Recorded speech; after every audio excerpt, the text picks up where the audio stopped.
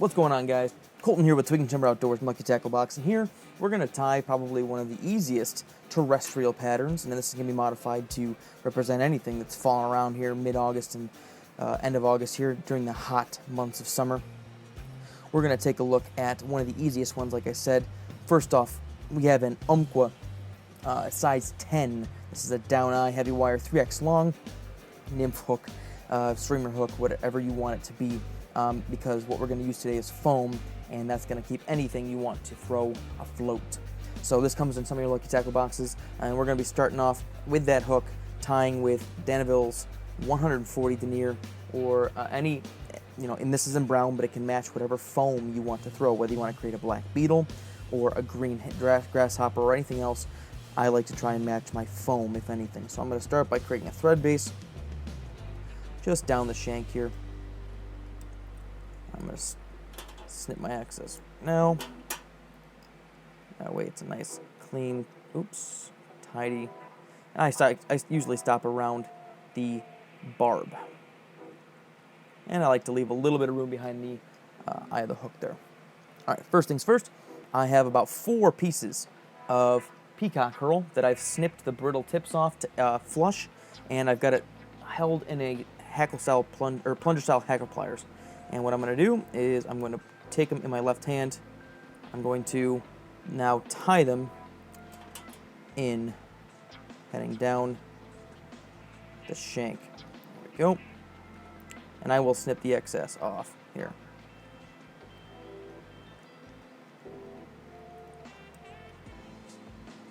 And what I'm going to do, I'll go back to where my thread base stopped.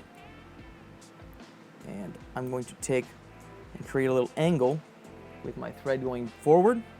I'm going to work this peacock herl forward on top of this thread. It helps create a nice even body. And the peacock herl is going to add a nice little natural flare, if you will, because oftentimes when we're fishing terrestrials, we need to make sure that the fish see the plop and are interested. All right, so I'm going to take this, I'm going to capture our herl,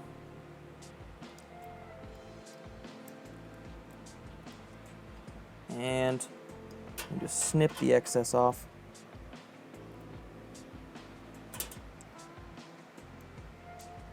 Kind of tidy up here. Super tidy, it's not a big deal, but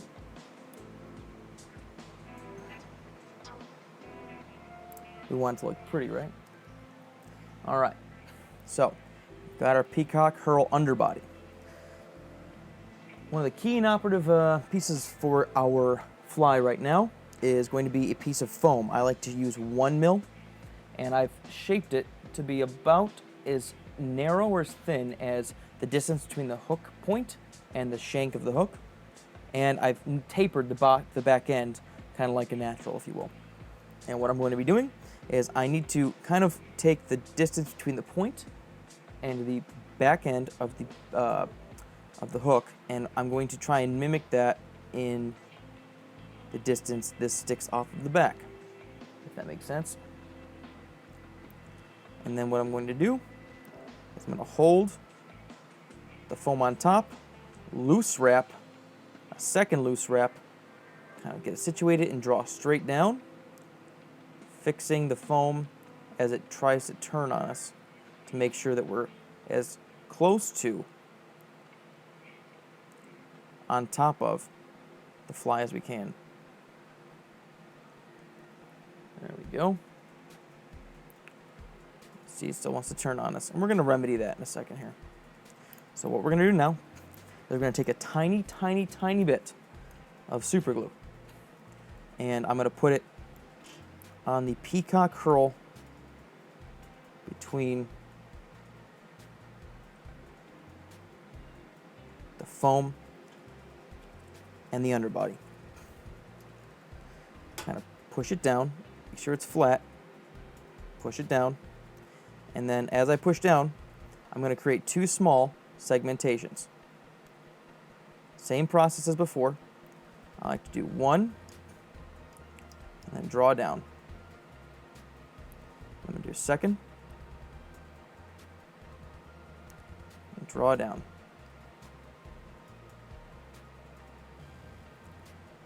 Like that. Now, if you notice, we created like little diagonal cuts. We're going to go opposite to kind of X through. And we're going to go X one more time. And then I like to try and retrace my steps back to this middle segment right there.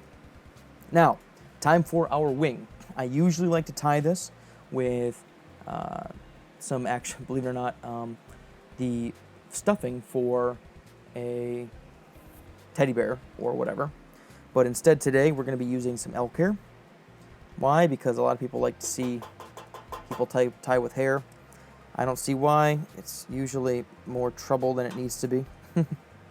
But it's okay. So I've pre-stacked a nice clump of elk hair. Now I'm going to measure how far I need it, because I need it to be about the same length, if not a little bit shy, of our tail. I'm going to now snip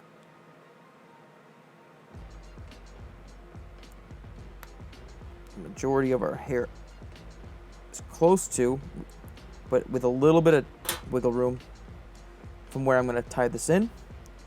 I'm going to do a loose wrap. Try and gather as much as I can.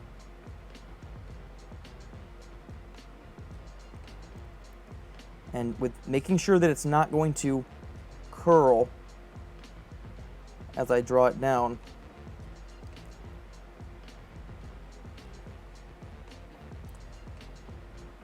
Draw down the hair. Get a few good firm wraps after that. All right. And this is actually a stage where I like to, and this is not necessary, you can use a little bit of super glue, you can do what you want, but I like to use a little bit of UV resin here. Reason I don't use super glue is because every time I use super glue, it ends up mucking up the rest of my fly. So I'm going to do this, get a little dry action in there. See that smoke right there? That's curing it. And it's just kind of toughening up the base of the hair there.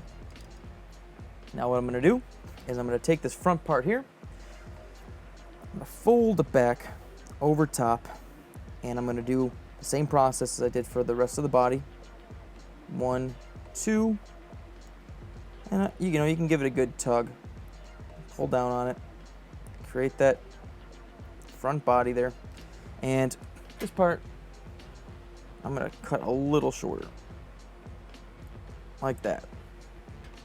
This is the opportunity where a lot of guys will like to take a piece of colored foam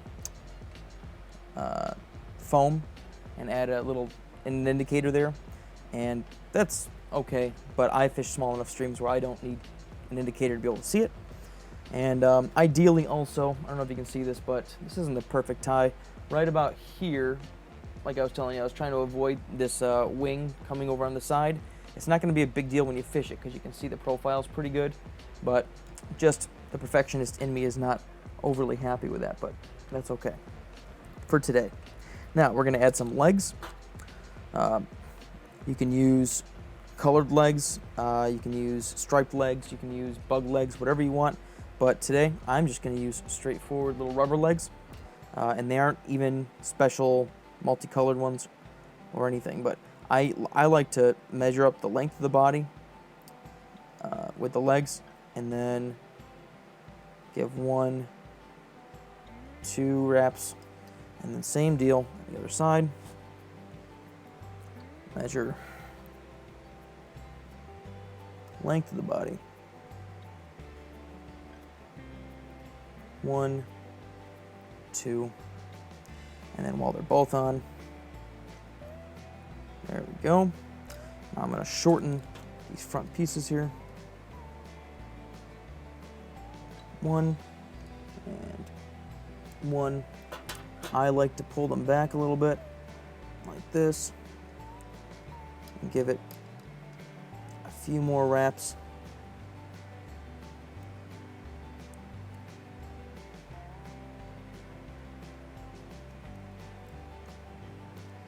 And after you've done that, work your thread forward.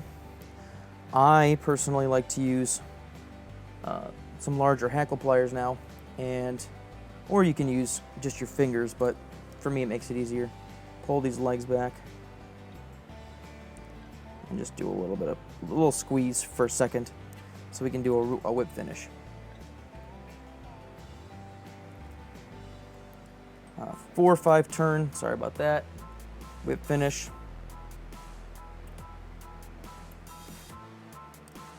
Will do.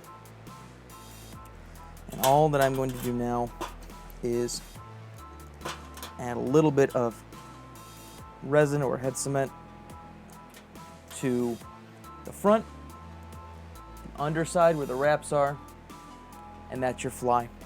Hopefully you guys liked the video. If you did, give it a thumbs up, subscribe to the channel, check out the other videos in the playlist, and until next time guys, catch you guys on the flip side. Tight lines, and we're out.